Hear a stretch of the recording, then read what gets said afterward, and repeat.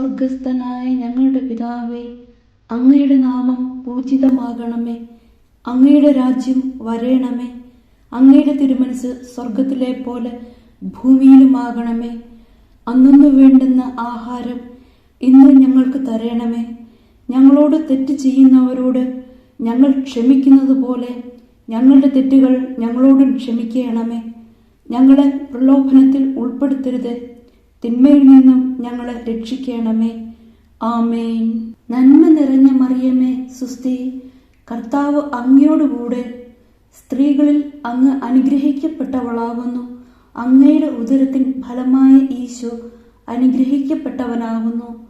പരിശുദ്ധ മറിയമേ, തമ്പുരാന്റെ അമ്മേ, പാപികളായ ഞങ്ങൾക്ക് വേണ്ടി ഇപ്പോഴും ഞങ്ങളുടെ മരണസമയത്തും തമ്പുരാനോട് അപേക്ഷിക്കണമേ. ആമേൻ.